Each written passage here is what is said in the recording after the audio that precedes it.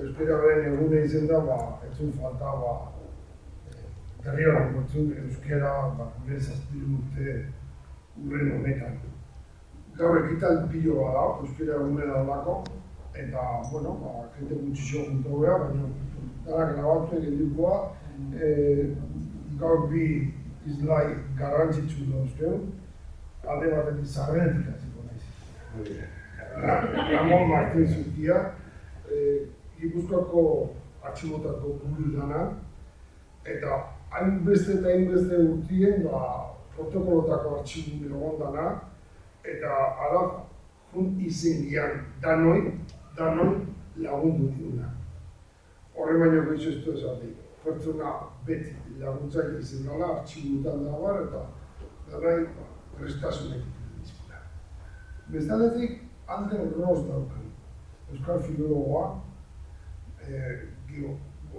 zako sortzaile gaina, onomastika sortzaile, onomastika eta adi sortzaile, doktoratuan, ez zenbat gauza egin dugu, baino, kasualidade bat egontzan, nire bizitzan baita ere, gaur erakusketan daukagun bertso antxineko euskaraz idatzitako horren aurkezpena egiten izan momentuen, bertan zegoen, eta horrek baita ere berotu intzun, gauze berriak egiteko eta bat. Gaurko itzaldia da, euskeriek gure dokumentu zaharretan. Nola trataute izen da dokumentu zaharretan gure euskeriek. Nola idazten zan, zer idazten zan, eta beak itzen dugu gai hortaz. Zer ditu dan, eta nola aldatu dan, o ez da aldatu gure euskeriek, eta asko dizen, euskeriek, eskerrak, bizi dira. Ekosionista ineria baite hemen daukago, ekosionismo arte barkau.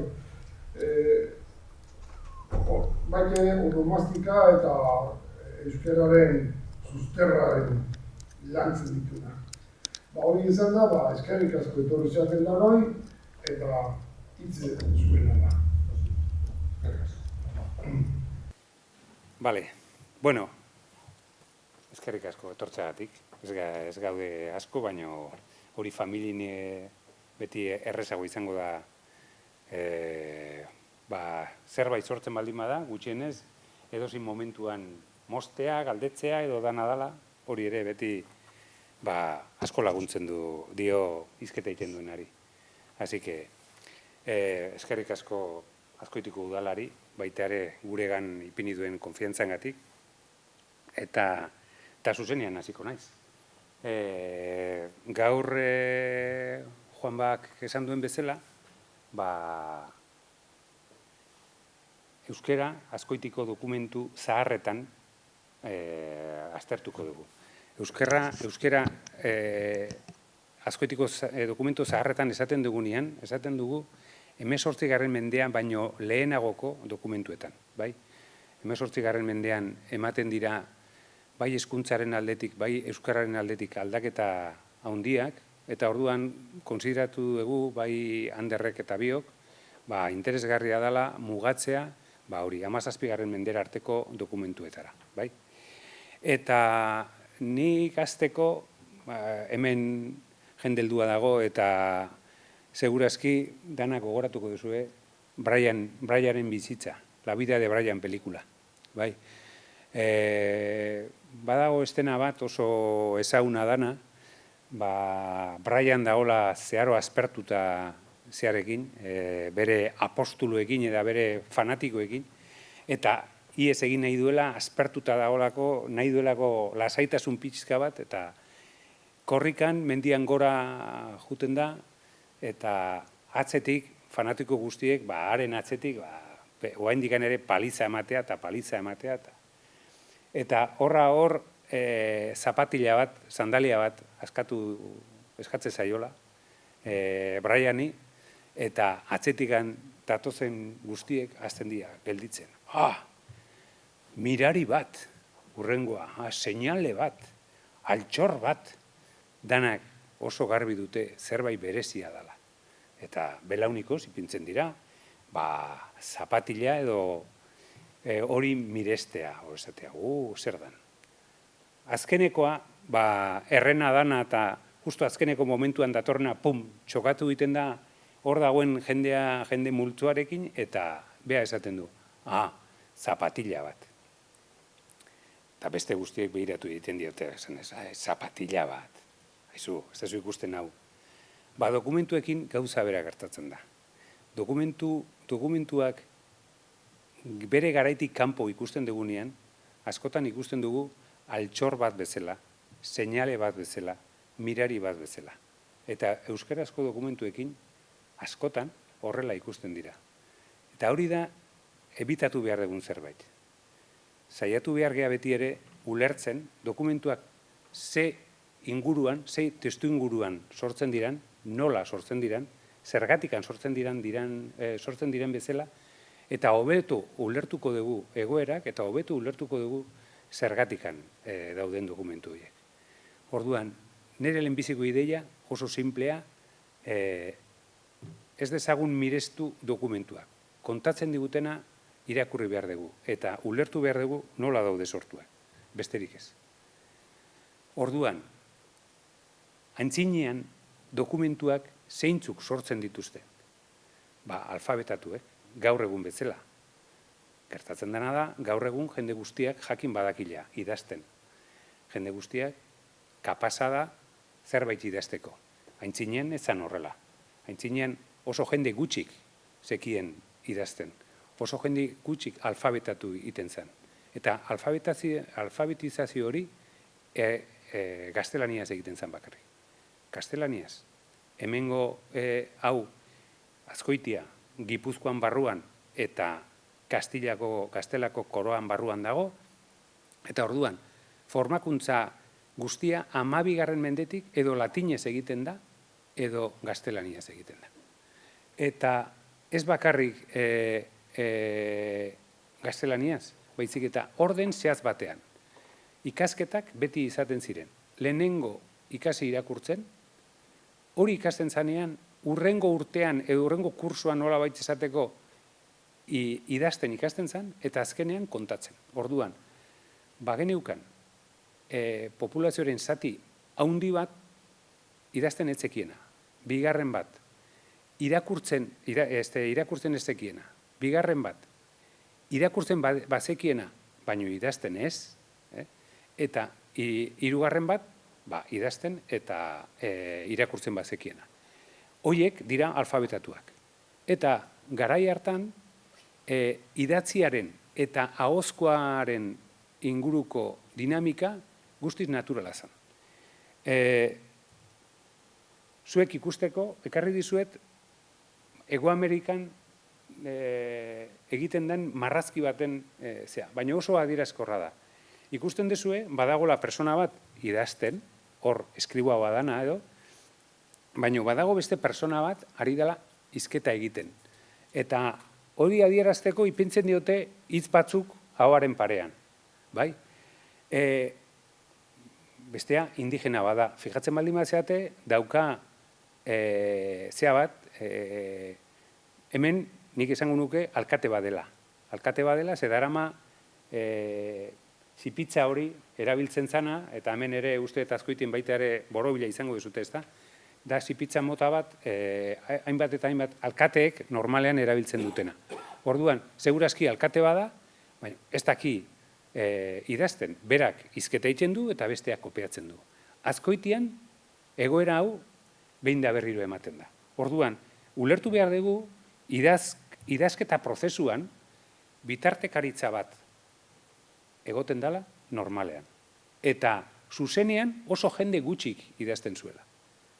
Orduan, kontutan hartzen baldin badugu, jendea alfabetatua dela alde batetikan, eta bestetikan alfabetatua dela gaztelaniaz, eta hoiek bakarrik idazten dutela, eta besteek esaten dutena beraiek idazten dutela, beti ere izango dugu gaztelania dela gure Azkoitiko dokumentuen oinarria. Hori horrela da. Ze sortzen diren dokumentuetatik, 100 altu batean, bakarrik sortzen dira bitartekari horrek eginda. Eskriba badala, edo amanenzue badala, edo eskribiente badala, baina beti horrela egiten dela. Zer da, zea, ahoskotasuna dagoen unean, hor ikusten da, egoera benetazkoa zein dan. Guk dokumentuak izan ditzakegu danak gaztelaniaz, baino 1583an Azkoitian edo Bilbon jesuitek pentsatzen ari direnean nun sortu kolegio bat, zer esaten dio Jesus Lagundiko kideak bere nagusiari, esaten dio, alperri da norbait bialtzea Azkoitiara, ze jende guztia bizkaitarra da, behiak esan duten bezala, bizkainos dira. Hau da, euskeraz bakarrik egiten dute. Orduan, ahoskotasunean, bitartekaritza ez dagoenean, euskera da hizkuntza gainezina eta gaindiezina. Eta berriz, idatzizkoan ikusten dugu dana gaztelaniaz. Hori da zerbait ulertu behar duguna. Orduan, euskera zuzenean, hau da, hitzeren bat, esaldiren bat, edo halako kasuetan oso dokumentu gutxitan ikusiko dugu. Toponimian bitartez, bai, pilo bat. Izenen bitartez, baita ere, pilo bat.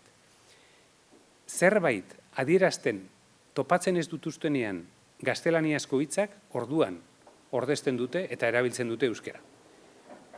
Una tierra que tiene como límite un árbol al que en lengua vulgar se llama artea. Ez dakite artea nola esaten dan gaztelaniaz. Ez daukate, eta orduan, erabiltzen dute horretarako. Baina bestela, denbora guztian dago itzulpen prozesu bat. Itzulpen prozesu bat, horrek ez du esan nahi, euskara ez dagoela, baizik eta nik esango nuke zeharka, euskara beti dagoela. Euskara beti dago Azkoitiko aintzineko dokumentuetan. Ez da bakarrik bitartekaritza badagoela, ez da bakarrik alfabetatuak bakarrik idazten dutela, eta horiek bakarrik gaztelaniaz idazten dutela. Gainera, gehitzen da bigarren faktore bat. Zeintzuk dokumentua konserbatzen dira. Aintzinean, ez dago konzeptu bat ondarean gainekoa. Jendeak ez daki zer dan, ze arrazoia da gauzak historiarako egitea edo. Orduan, dokumentuak ez dira inoiz sortzen historiara begira. Gaur egun ere berdin gertatzen da. Dokumentu bat era naturalean sortzen da. Zeozer praktikorako, zeozer egiteko. Orduan, garai hartan sortzen zuten guztietatik, bakarrik konserbatzen dute jabetzarekin lotutakoa, eskubideekin lotutakoa, ez dutelako beste gauzarik behar, ez dutelako beste gauzarik nahi, ez dute sormenarekin adibidez, normalean, ez dute sormenarekin jasotakoa edo idatzitakoa jasotzen. Ze guk jakin badakigu idazten dutela gauza gehiago, baina gurera ez dira ailegatu. Orduan, oso egoera murriztuta dugu euskeraren inguruan ulertzeko zein gutxi ailatu da. Ze Azkoitian gainean, 17-18 mendera arteko dokumentazioa asko dago, Azkoitian sortua. Hemengo udal artxiboan, Oñatiko artxiboan, Gipuzkoako artxibo orokorrean, dokumentazio pilo bat dago, baina pilo hori gaztelaniaz sortua da. Orduan, ikus dezagun adibideekin zer gertatzen da. Eta horrela azkarrago ulertuko dugu. Hemen dago zute, 1577an auzi baten testigantzan, auzi hau ezaguna eginda, esaldi batzuk euskeraz duelako. Baina oso auzi interesgarria da, 50 horri aldeko zea bada, auzi bada, hemen udal artxiboan gordetzen da. Eta honetan ikusten dugu dokumentua sortzearen prozesua nolakoa zen. Nola zeuden persona batzuk idazten zutenak, eta horiek jasotzen zutela, eta nola zen ahoskoaren pisua, ze pisua zeukan, ez?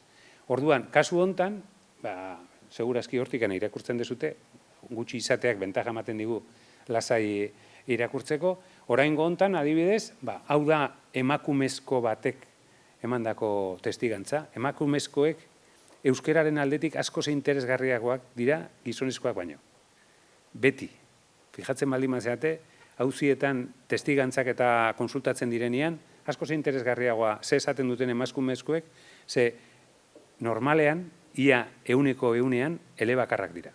Eta orduan, beraiek egiten dutenean, ez dute esfortzua egiten gaztelania zeizketa egiteko. Askotan, alrebez gertatzen dana gizonezkoekin. Zerbait ikasi dute eta saiatzen dira gaztelaniaz egiten. Eta orduan, notarioak edo, hobeto hartzen die, hobeto, baino, aberastasun hori ez daukate. Orduan, emakumezkoak asko zer interesgarriagoa dira. Kasu hontan, oso argigarria da, ez da zenbait testigu daude, 14. Lehenbiziko 3 gizonezkoak dira. Eta ez dute esaten esaldia euskeraz.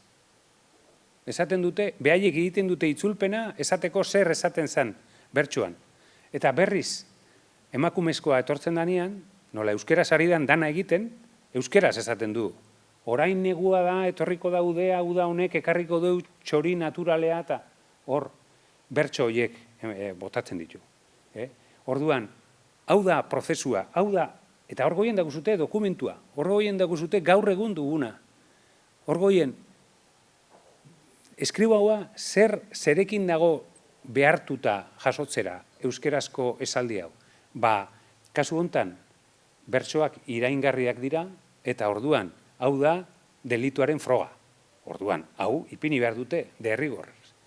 Euskeraz jasotzen dute, baina beste guztia gaztelania pasatzen dute. Orduan,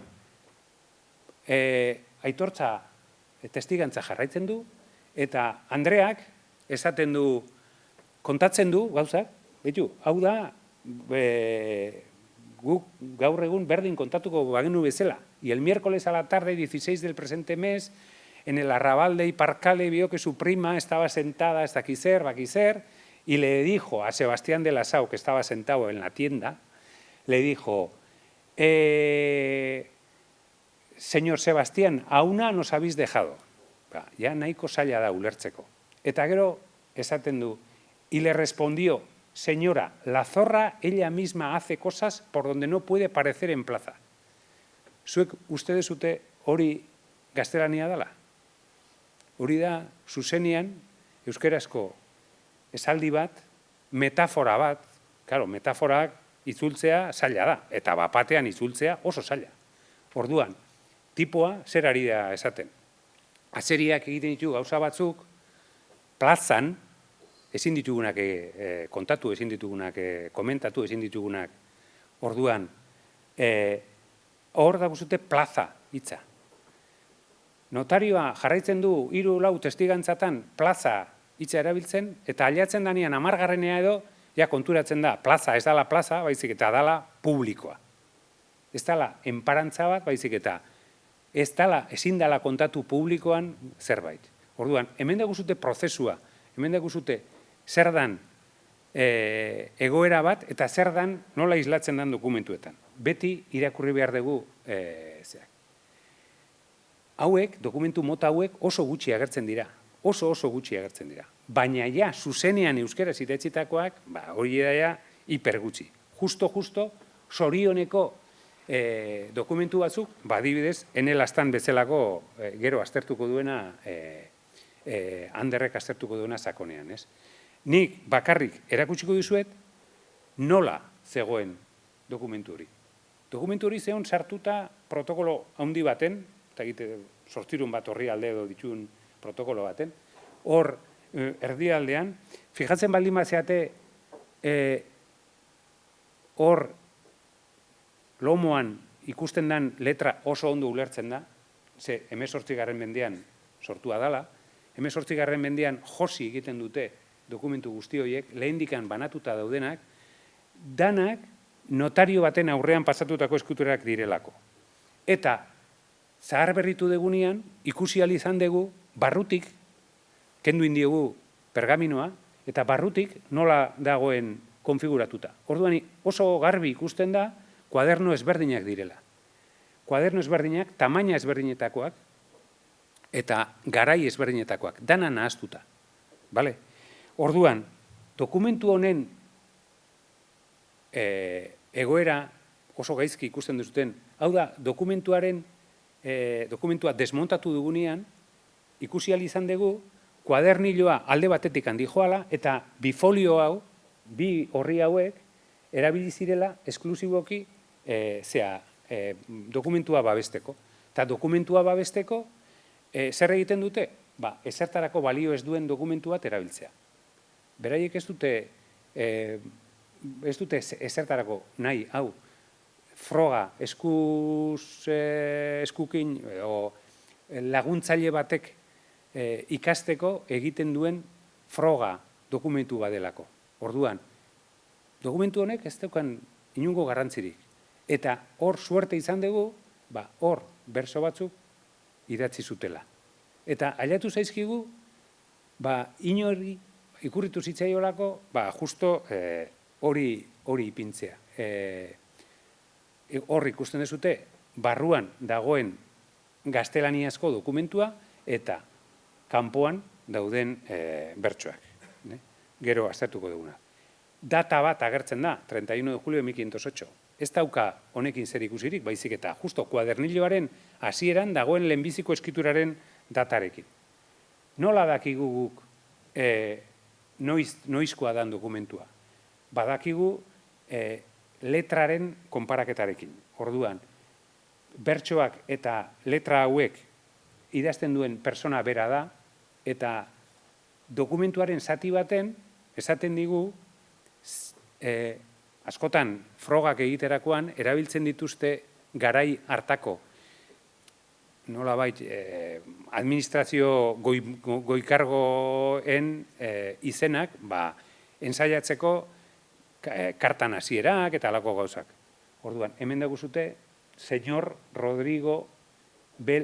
licenciado Rodrigo Vela Núñez de A, eta hor gelditzen da, frogak egiten ari da ipintzen izen bat, gu jakin badakigula, Gipuzkoatik 1514ean juntzen. Orduan, ikusten dezue, dokumentuak ulertu behar dugu garaia. Eta garaian ulertu behar dugu zergatikan sortzen diren, ez direla sortzen gu geuk historia egiteko eta etorkizunean erabiltzeko, baizik eta momentuan eta helburu konkretu batekin sortzen dira.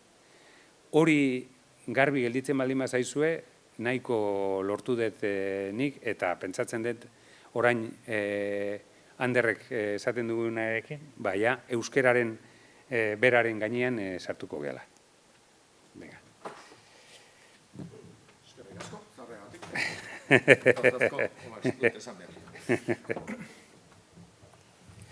Itxiko dizut hau.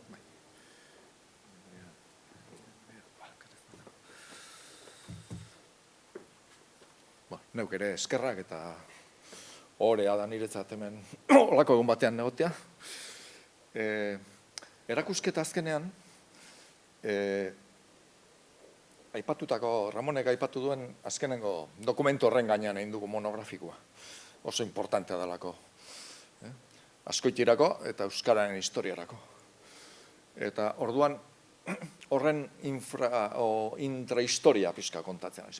Horren atzean zerbait esan du Ramone, baina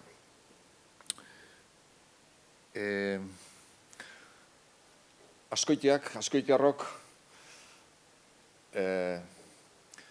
euskerak asko zor dio azkoitiari. Euskaren historiarako dokumento eta beste batzuk oso garrantzitsua dira. Azkoitik gabe euskaren historia motzagoa litzateke. Eta gero azkoitiarrok jakina euskarari ere zerbait zor diozu, zuen nortasunaren. Bueno, badira, Ramone bi aipatu ditu, zarrena poema hoiena, geho badago bestea, orain negua bada ere etorriko daudea, txikia da, baina hau argitaratu zen modu ez behar bazala. Bazean Jose Maria Saturste izeneko apaiz bat, testua biltzen zituena eta ala moduz argitatzen zituena. Eta ez da kalidade honeko edizioa. Izan ere, testu bat publikatu zuen, eta testua errepikatzen da variante gehiagorekin, da hoi ez dago publikatua. Eta oso testu garrantzitsua da. 16. mendeko 1500 da erdialdeko oso testu gutxi daude. Eta publikatu zen, hola, beharko litzateke, oraindik ere hori atara. Eta gero badago beste testu bat, orain dela, poemak idatzi eta 100 urteakoa.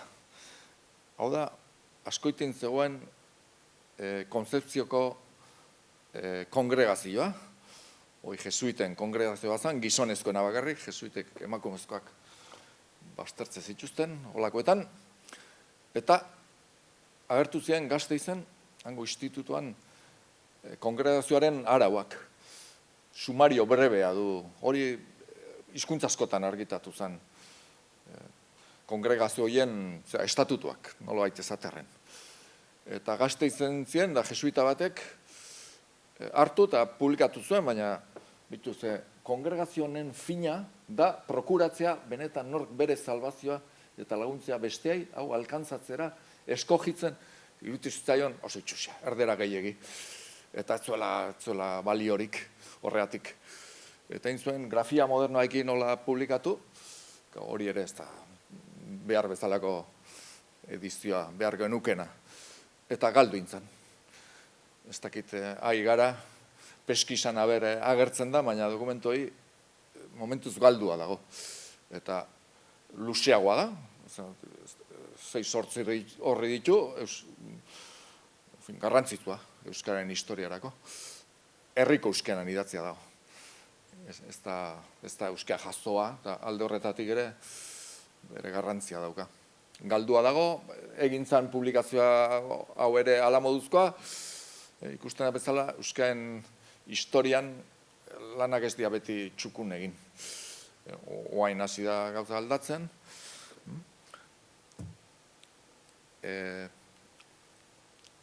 Poemetara itzuliko gara. Eta kontatu gizuet, pixkat. Ni artxiboan ez nengoen, tesi amaitzen nahi nintzen orduan. Baina artxiboetan bai, gehian bat Bizkaian. Eta deitu zian Jose Luisek.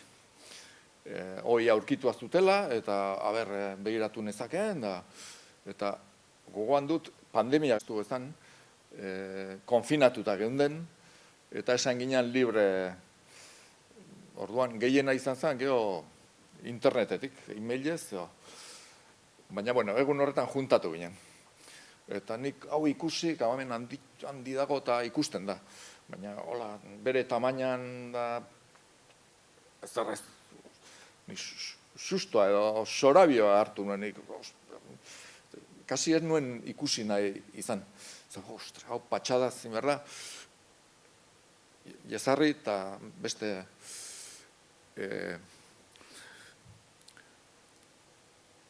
urradura zeuden, beti hor bazterrean, satia falta zien, 5 urte pasatuta, igatuta. Eta testuak sati batean erdera askoain gainean idatziak. Hazean bazterretan, zuri geratutako leku, bazterretan, baina geho leku igez hasi izan erderazko testuan lerroen tartean. Orduan dago bata bestean gainean, tintak, eta horrek ere zailtzen du, zaildu zion irakurketa. Baina, gero, hazi taldean ontzien, bueno, Ramon Bea taldetxoa zuzentzen, Jago Irixoa historialaria, Bea izan zen lehengo irakurketa intzuena, lehengo transkripzioa, eta argazkilaria izena Jose Balderrei. Ez du aipatzen, baina garrantzi handia dauka historia honetan. behari esker ateazien oso argazki ultramorekin, hau da, guz kamera berezi batekin, modu artesanal batean, baina hemen asko ze hobeto. Eta hasi ginen gauzak, errezago ikusten. Errezago ikusten. Hau behar genuen. Be asko testua eta euskazkoa. Baina ez zegoen nola. Hori zen gure helburua, gure lana. Irudi guz lanpararekin atatako hoietan ere ikusi ahal izan genuen, benetan ze paper zati galduta zeuden. Bestean etzan ikusten, atzekoa ikusten zen, kolore berekoa, eta batzu tolestuta, eta orduan ja argazki horiekin gauzak argitzen hasi ziren.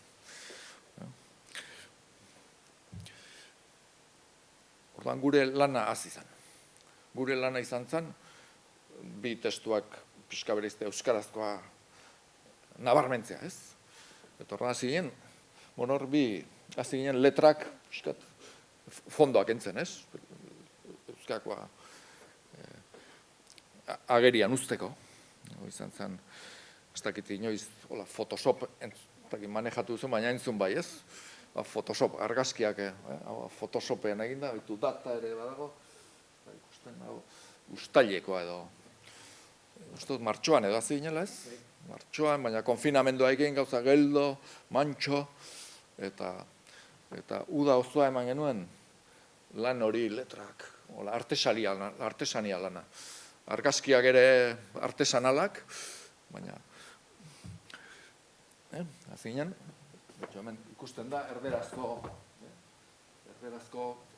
oikentzen, fondo hori jarrita, garbitzen, banan letra guztia, 689 letra, izki, bai, 700, banan, batzuk argizte den, baina beste batzuk, Kristo demonio hor, izan zen gure lan gehiena. Hemen ikusten da, lana aurreratua, bukatu gabe, hola ez. Beko bilerroi ezien, erderaskoain gainean idatziak. Eta beste batzez ere ezkerreko ertzekoak, egoera txarrean papera eta hitzazko, bukatu ingenuen. Hasi ginen, poemak, hasieran okerez manago, gutun bat zala pentsatzen genuen. Hene lastan gozo ederra, gutun baten hazia, zala, gero, poemak diela ematen du. Eta hasi ginen gutxika, lana tartekatzen, garbik eta lana,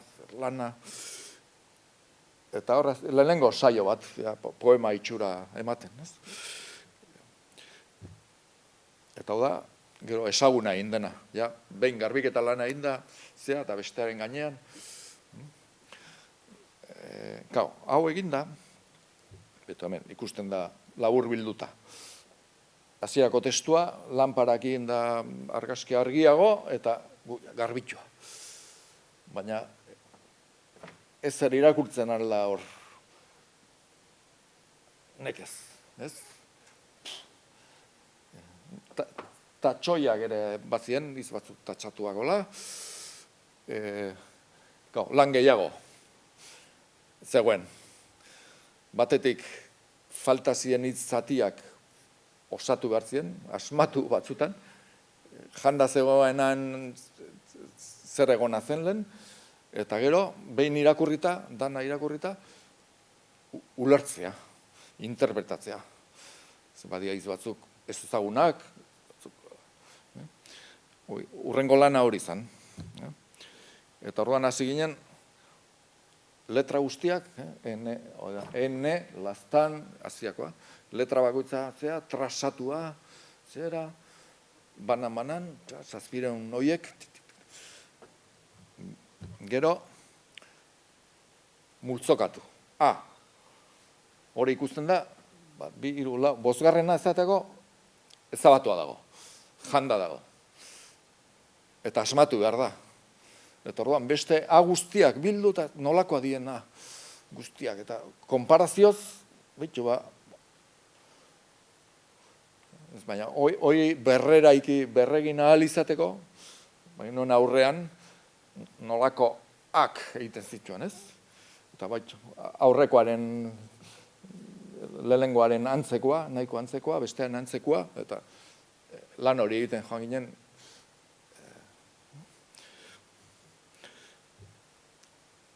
Hemen ikusten daia, berreek eta lan horiek. Hor, agertzen da zaldiak, hor jartzen du, saldiak, eta gero hor, eta hor, ageri, igeri, baina letraen punta txorrekin, eta A guztiak hartu, eta ezin da A bat izan. Horretako A guztiak, baden olako A bat zela pentsatzen, ageri, lehiara, borrokara ageri. Eta gero, igeri. Igeri, izango da ugari, igeri, hor, buelta asko. Banan, neure amorea, batzuk gehienak argi, samar. Amore hitza errepikatu egiten da, eta more, amore izango.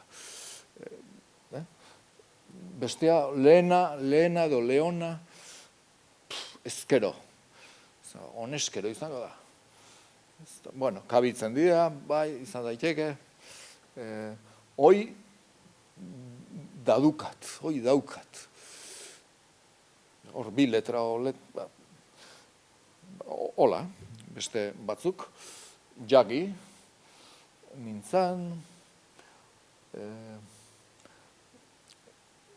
urtean, hemen, da astelen goizean, bueno, argia, baina gero azkenengoan, hau, eta bi letra falta. Hautzi zekidan, hautzi zatan. Beste gauza gehiago izan zitezken, hau, bestea, aurra aurkitu, hau, ez. Hola daude zenbait azkenengo hitza, hau zete da. Askotan letrak oso 3-4 lerrora jaisten zituen, eta igo, eta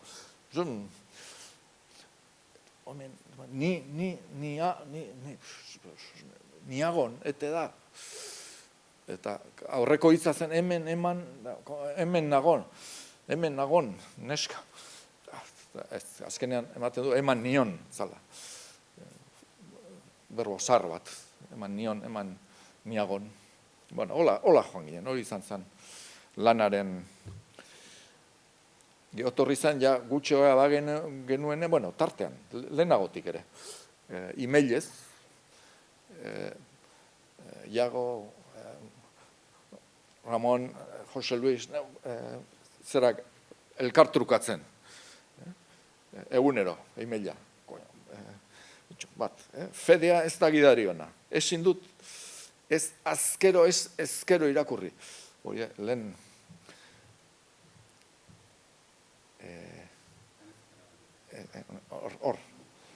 Hor ari ginen, eta bestea, ezin dut irakurri ezkero, ezin dut irakurri... Hola... Ezin dut, ez azkero, ez ezkero irakurri. Bokal bat izan ezkero, i genuke. Eta horrek daukagun espazio laburrak, i bukaerako, adiz bizeo, Eta orduan, aurretik leona zein lehena irakurrita, interpretazioko aukera gutxi. Beste bat. Orain, argazki berria lagun, zehontzan ez, baina zontzan irakurtzen dut. Ondoren gidoi bat duela.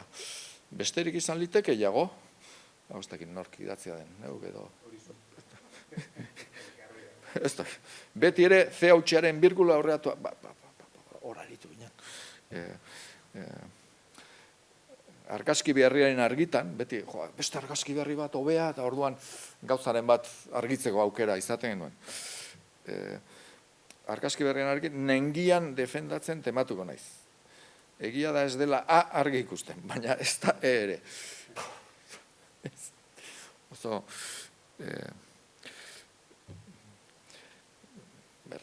tematuta nengoen duezi irakurri behar dela, baina evidentzia berrien aurrean amore eman behar dut. Ageri argi xamarra dela esango nuke, baina azkenean igeri, eta gero ikusiko zergatik. Izan ere, erdi jani daukagun letra G baten itxura osoa dauka, eta aurretik beste letra bide dagoelako. Horrekoan jaki, kolatu zitzaigula uste du, baina jaki argia dugu. Joan ginen gutxika. Eta lehenengo interpretazioa. Behin-behinekoa, baina orain genuen, da itzulpena ere laster, itzulpen moduko bat. Genekien poema ziela, uste nuen bizirela, esan beharra dago, kontatzen nahi naizena da, erakusketan dagoena, ordukoa dela. Orduan lehenengo interpretazioak.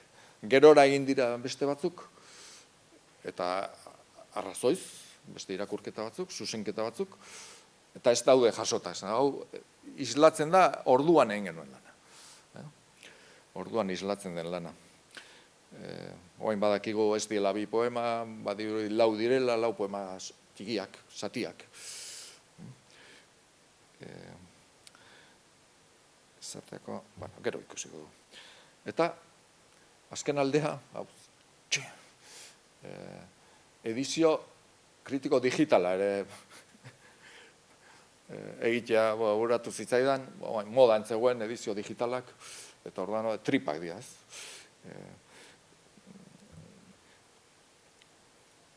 hau ikuste, izbakoitza bere zerean, non agertzen zen, zera, hori izbakoitzerako, hau da, edizio baten poeman, horrein zulez, oaindik ez dakiko zer den. Zulez, kuler, badia, hiru lau hitz, oaindik ilun daudenak. Orduan, zulez agertzen da, testuan non agertzen den, eta komentarioa filologikoa. Euskarri zein tintak arazorik aurkeztu ezarren irakurketa paleografiko arasotxoa dugu. Izan ere, azerakoa zein bukaerako grafoak nazgarria dira. Zer nahi gizaz, irakurketa ezein delarik ere, hapaz baten aurrean gaudezke. Behin bakarrik dokumentatu gabeko, behin bakarrik agertu den niz baten aurrean. Orduan ez dago zerekin konparatu. Ez da nahia, forma baino are ilunagoa da. Testuaren osotasunak ez baitu, berau, azamatzen asko laguntzen. Hau izan, zailo bat, egin genuena, bertan bera geratu zena. Gero, baina segituan, hogei urte berean, Borja Aristimuñok, Euskal Herriko, orduan ez da tesia, ez baindik aurkeztu gabe zuen, Gipuzkoako euskera zaharraz ari da, egin zuen tesia, eta egin zuen segituan bere aldetik interpretazio, zuzen zamarra, hainbat zuzenketa egin zizkion, bera da, esan lau poema zati, eta niagon, gu esan, hemen nagon, ez hau da eman nion, berak oso ondo oso argitu zuen, geho idatzi nion, deza pena, gurekin harremanetan jarri ez izana, lagunduko genizun, pasatuko genizun materiala, baina hemen nor bere aldetik, eta pena, zehor geratu zen. Eta arrezkero talde bat sortu zen hau aztertzeko, Euskaltzaindiak Unibertsitateako jendarekin, guk kanpoan utzi gintuzten, eta nidak idala, ez daude lanean, edo geldiri dago, edo ez dakit, ezertan ari dien. Arrezkero ez da ezer atera. Borjak lanean ezaten du, lan asko dagoela egiteko. Euskara asko testu zarra gutxi dela, gutxi ezautzen dela, eta testu berriak izan arte, ez daukala jakiteik gutxi dago. Badira batzuk, Azpeitian ere badira hainbat, zera Debarroan beste batzuk, Motrikun, da Deban, da Tolosan, da, bueno, badira baina gutxi, eta zar-zarrak bare gutxiago. Zango dut zerbait, poemetan agertzen den euskai buruz. Atzea egin beharko nuke, ez baitaukat.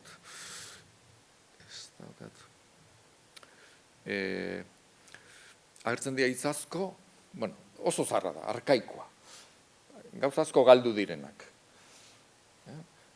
Ninduzun da, ikusi ninduzun da, hoi gabe, olako batera agertzen ninduzula, baina nengian, forma, hoi Bizkaian gorde izan dira, horrako asko, sekidan, hauzi sekidan, hauzi zatan, hauzi zitzaidan. Olako adizoiek desagertua dira, zarra dira, testu zarrenetan, da hemen egia, agertzen dira, zarrak eta berriak nazian. Agertzen da, oroar, Bizkaiko euskeratik, bueno, oain mendebaldeko euskera esaten zen, Gipuzkoakoa erdialdekoa. Ezaugarri asko, gauza asko, Bizkaiko euskeratik hurbilago, bueno, gaur egun ere bai. Antza, lehengo testuan, udea, Bizkaian bezala, ez? Beterrin, esango, uda. Gauza asko, mendebaldeko euskaekin, bueno, antza.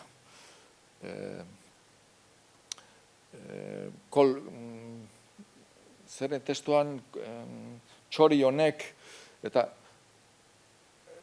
idatzita daude elkarrekin. Txori hau, zer hau, kolpau, olako asko agertzen da, hori ere ezaugarri zarra da. Hitzetan badago bat, Borja Aristimuñorenean da, nire ustez, ez dena ondo interpretatu, ez kuriosoa da. Ez dut ezan, baina 50 urte gero, badaude Lasarragaren zerak, ez da, agertu zen. Oain dela 5 urte da agertu zen, ez? Bueno, manuskrito handi bat euskazko. Eta tartean badago, Debako emakume poeta baten zer batzuk. 3-4 poema.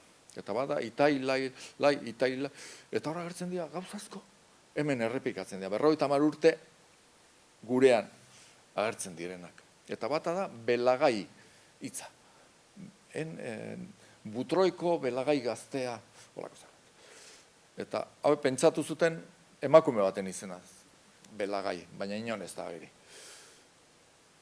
Hemen agertu da berri bere. Kasualia inon ere, eta hango poeman da, honetan ere belagai. Eta belagai, dutela eskongai. Lehen eskontza eta belazioa zuen. Ez dakit entzuna duzuen, liburu sakramentaletan elizan libros de casados y de velados. Trentoko konzilioaz gero batez ere, apaisa serio jarri ziren, eskontza kontrolatu nahi zituzten. Jendea nola nahi eskontzen zen, Elisati pasatu da bere, eta igual aidekin, da, hau, zertuko dugu. Eta lan handia intzuten belazioa inposatzen. Belazioa zen kategoria handiagoko eskontza. Gehiago, meza bikoitza. Meza bikoitza, eta zea, eta belatu belo bat. Hortik. Orduan, eskongaia zen, edozein, eskontzen zen, baina belatu, gauza zerioa. Orduan, belagaia zen eskongai belatuko zena. Eta hemen, ez da pare bat aldizu agertzen da. Jaso gabe dago iztegitan, ze belagai hori baztertu indute emakume izena delakoan. Badago beste hitz bat oso gisa eraiten, eranda euskazarrean hil. Hil, agertzen da errefrau sarretan. Gisa eraiten, gizona, gizakia hiltzen. Eta ez dago, baina Harriet iparraldeko baten iztegian agertzen da giseraite, homizidio. Hitz bera. Baina berria, ez hau asko zelen naukoa, eta gero erabilizan dute Mirandek eta 20. mendean neologismo, baina kusi dugu hain, hitz zarra zela benetan. Baditu beste ezaugarri batzuk, ikusi ez dedan gauza, egiten dugu ordena aldatu ez, baina lehen ikusi ez det, gaur egunean ez dit ikusi, ez? Ordena zerraza ikusi ez dut hori ere agertzen zaigu. Olako bekatuaz konfesatu, gero bitxikerien artean, bezala barik agertzen zaigu, bekela. Eta hori Nafarroan bakarrik jaztua denuen. Nafarroan dago, hori da beterririk, ara. Eta hau ez da, Bizkaira alderako euskera da, gehiago. Bapatean, bekela, o bekala. Bueno, olako barruna, bihotzaren barruan. Hori Azpeitiko testuetan ere asaltzen da. Lehen zatu, gisa eraiten, eta gero hartzen da, penatzen nauzu oso. Narazu, eta narazu, guk esan naroazu.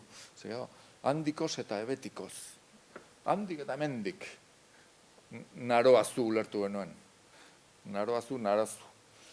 Horera agertzen da, nauzu, nazu.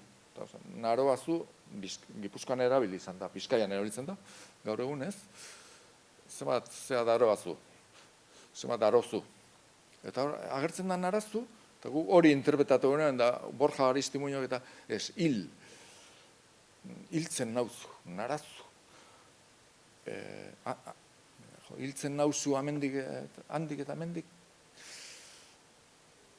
Posiblea da hori, baina uste guk egin genuen lehen da biziko interpretazioa ere agertzen da Gipuzkoan, Bizkaiko eroan hori, Ordizin, eta zuek Legazpin erabili izan duzu, ez?